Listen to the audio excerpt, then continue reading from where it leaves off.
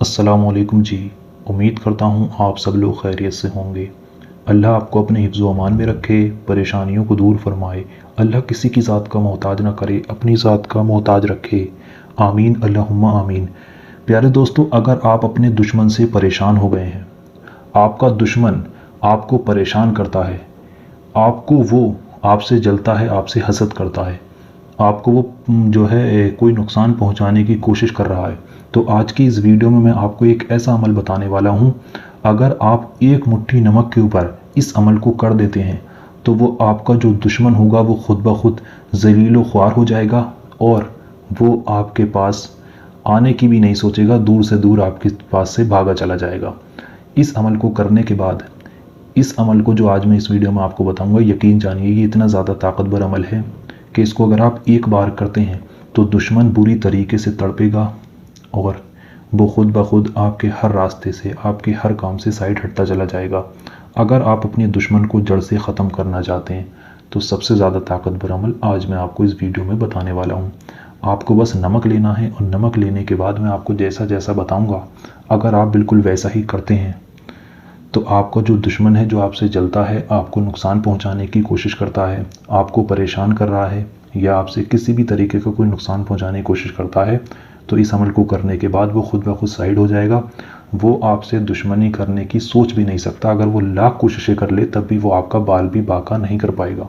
तो बहुत ही ज़्यादा ताकतवर अमल आज की इस वीडियो में मैं आपको बताने वाला हूँ। इस अमल में आपको सिर्फ नमक लेना है, थोड़ा सा नमक लेने के बाद, नमक लें और नमक लेने के बाद जैसा जैसा मैं बताता चलूँगा आपको बिल्कुल वैसा ही करना है। उसके बाद आप देखेंगे, ऐसा नहीं है इस अमल को करने आपको जो है 10 दिन करना हो, इस अमल को 20 दिन करना हो, सिर्फ 5 मिनट।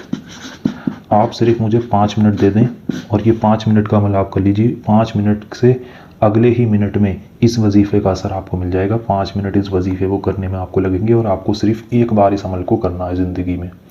अगर आपको अपने दुश्मन पता है तब भी आप इस अमल को कर लें, और अगर आपको अपना दुश्मन पता भी नहीं है, बहुत सारे आपके दुश्मन हैं, तब भी आप इस अमल को अपनी हिफाजत के लिए कर लें। अगर वो दुश्मन, जो भी दुश्मन है, आपके जितने भी दुश्मन हैं, वो खुद ब खुद आपके रास्ते से हट जाएंगे और जो जलते हैं, आपसे हसद करते हैं, वो सारा जलना, हसद करना ख़त्म हो जाएगा। उनके दिल में आपके लिए रहम पैदा हो जाएगा। तो आइए दोस्तों, जान लेते हैं आपको इस अमल को किस तरह से करना है। इस अमल को करने के लिए आपको करना यह है, आपको अपना थोड़ा सा अपने घर में जो नमक इस्तेमाल होता है खाने में, आपको 1 चम्मच या 2 चम्मच, इससे ज़्यादा नहीं, 1 या 2 चम्मच आपको नमक लेना है। नमक लेने के बाद आपको किसी ऐसी जगह पर बैठ जाना है जहाँ पर किसी का आना जाना ना हो। शांति के साथ अकेले में बैठकर बिना किसी से बात किए आपको इस अमल को करना है। और इस अमल को करने की एक शर्त भी है, वो शर्त मैं आगे आपको वीडियो बताऊंगा। सबसे पहले मैं आपको इस अमल को करने का तरीका समझा देता हूँ। तो आपको नमक लेना है। नमक लेने के बाद आपको 3 बातों का ध्यान रखना है। किसी से बात नहीं करनी है। इसको करते वक्त आपको जो है वहाँ पर किसी का आना जाना ना हो, खामोशी के साथ तन्हाई में बैठकर करें और इस पर आप पूरा यकीन रखें। इतनी चीज़ों का आप ध्यान रखें। उसके बाद आपको अब जो जो मैं बताऊंगा आपको बिल्कुल वैसा ही करते चलना है। आपको नमक लेकर अपने सामने बैठ जाना है। किसी भी चीज़ में, कागज़ के ऊपर रख लें, अपनी हथेली के ऊपर रख लें या किसी भी चीज़ के ऊपर वो नमक रख लें। बेहतर है कि किसी कपड़े या किसी कागज़ के अंदर उस नमक को रखें।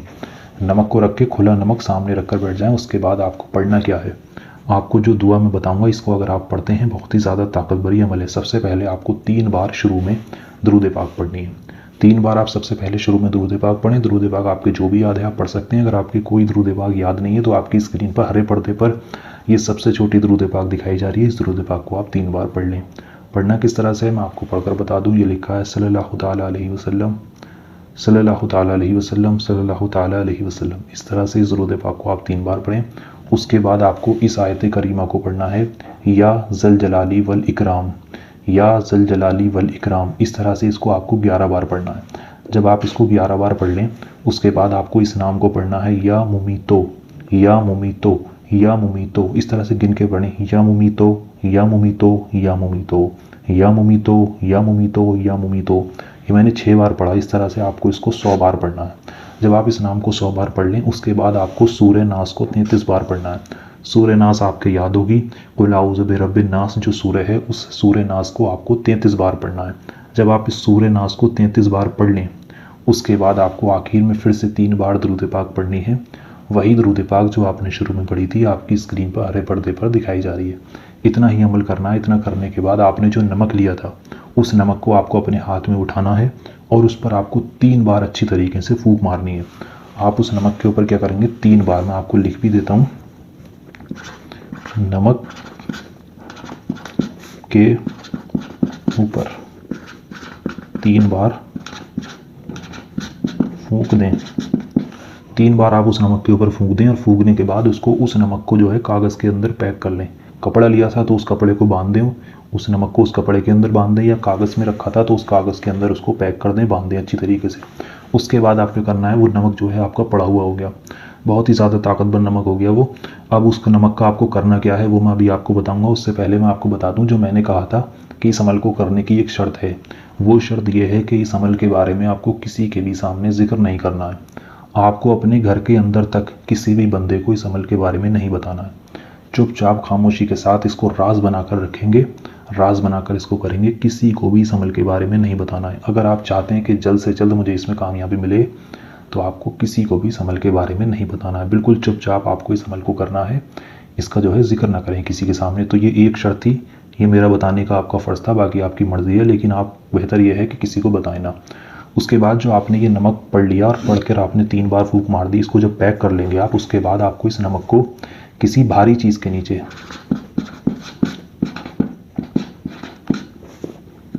भारी चीज़ के नीचे दबा देना है आपको।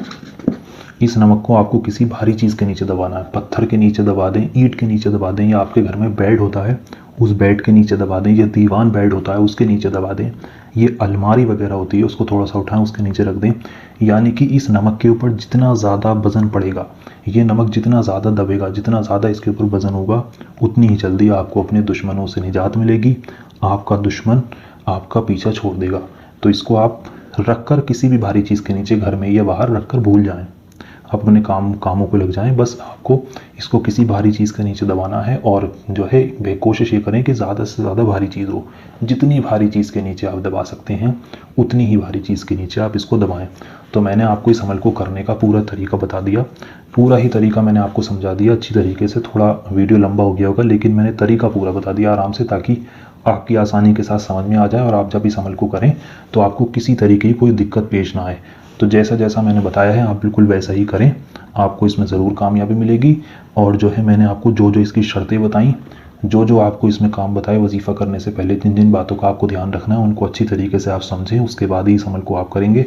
तो मैं वादे के साथ कहता हूँ आपको इस वजीफ़े में 100% कामयाबी मिलेगी। आजमाया हुआ अमल है, तो आप भी इससे फ़ायदा ज़रूर उठाएँ। कैसा कोई करना धरना नहीं है, किसी के घर के सामने या किसी को ले जाकर नमक खिलाना या रखना नहीं है, सिर्फ आपको भारी चीज़ के नीचे दबा देना है और आपका काम बन गया। तो उम्मीद करता हूँ आपकी समझ में सब आ गया होगा। अगर आप इस अमल को करना चाहते हैं तो सबसे पहले आप इस वीडियो को लाइक कर दें, कमेंट बॉक्स में जाकर आमीन ज़रूर लिखें। क्या मालूम किसकी ज़ुबान से निकला हुआ आमीन कब कबूल हो जाए, आपके और हमारे सारे काम बन जाएँ। तो वीडियो को आप लाइक कर दें, कमेंट बॉक्स में आमीन लिख दें, उसके बाद पूरा यकीन रखकर आप इस अमल को करें, आपको इसमें ज़रूर कामयाबी मिलेगी। तो चलिए दोस्तों, मिलते हैं एक और नई वीडियो के साथ। अल्लाह हाफिज़।